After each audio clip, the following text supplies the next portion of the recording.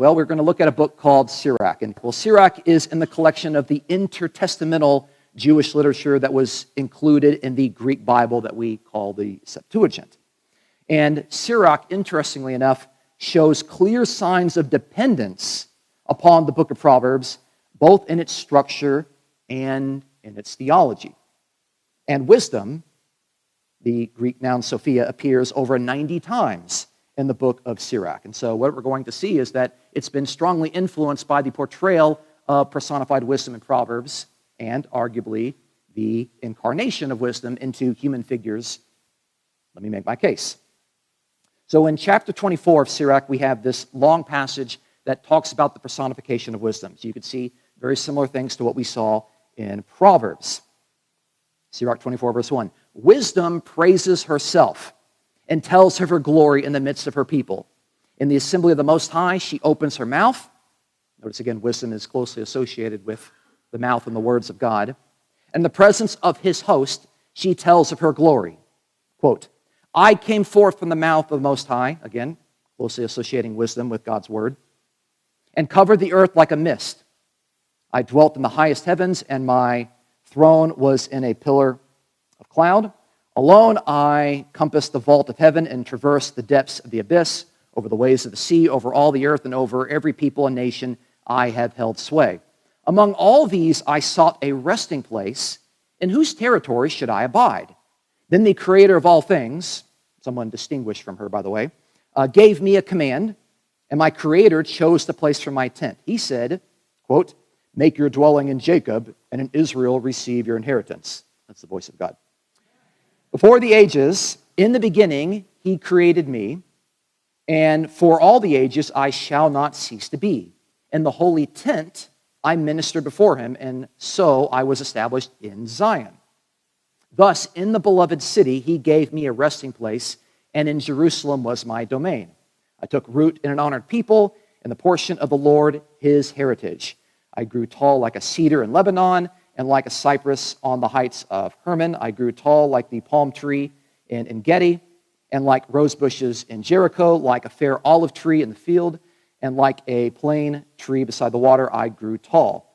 Like cassia and camel's thorn, I gave forth perfume, and like choice myrrh, I spread my fragrance. The passage goes on, like the odor of the incense of the tent. This is personified wisdom, heavily, heavily personified, speaking in the first person, saying that she came out of heaven and was dwelling in the midst of Israel. And there's a lot of tree imagery. Didn't wisdom say that she was a tree of life? That's what's said about personified wisdom. But then at the end of the book of Sirach, we have this description of a historical high priest, Simon ben Onias, who was a high priest around the time that the book of Sirach was written. And this is what is said about this particular high priest. It says that the leader, this is Sirach chapter 50, verse 1, the leader of his brothers and the pride of his people was the high priest, Simon, son of Onias, who in his life repaired the house and in his life fortified the temple. How glorious he was, surrounded by the people, as he came out of the house of a curtain. Like roses in the day of first fruits, like lilies by a spring of water, like a green shoot on Lebanon on a summer day, like fire and incense in the censer, like a vessel of hammered gold, studded with all kinds of precious stones, like an olive tree laden with fruit, like a cypress towering in the clouds. When he put on his glorious robe and clothed himself with perfect splendor, when he went up to the holy altar, he made the court of the sanctuary glorious. When he received the portions from the hands of the priest, as he stood by the hearth of the altar with a garland of brothers around him, he was like a young cedar on Lebanon, surrounded by the trunks of palm trees.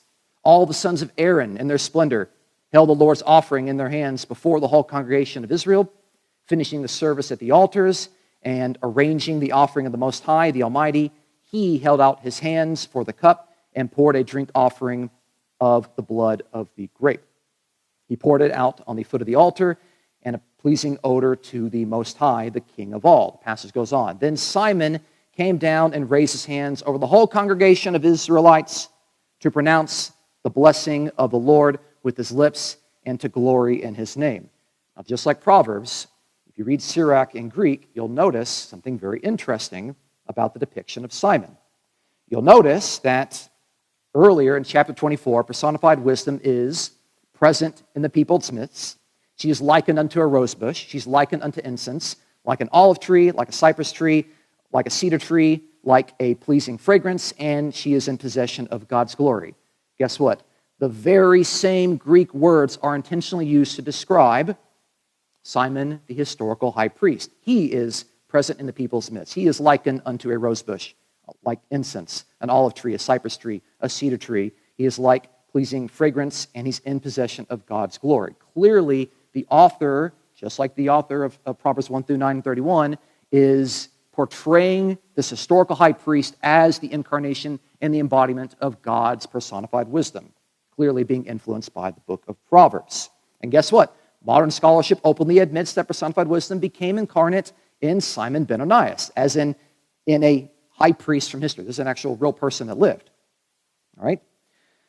So, Crispin Fletcher Lewis says that she is incarnate in her avatar, Israel's high priest. Okay. Dr. Schmidt says that Ben Sira sees the high priest as one who transmits wisdom by his own embodiment of wisdom, the preeminent embodiment of wisdom in the world. And even in a commentary that came out just this year, which I was able to purchase, 2023, Dr. Wilson says that in performing his duties, the high priest essentially embodies wisdom. This is what scholars are saying about these passages. They're seeing incarnation in pre-Christian Judaism.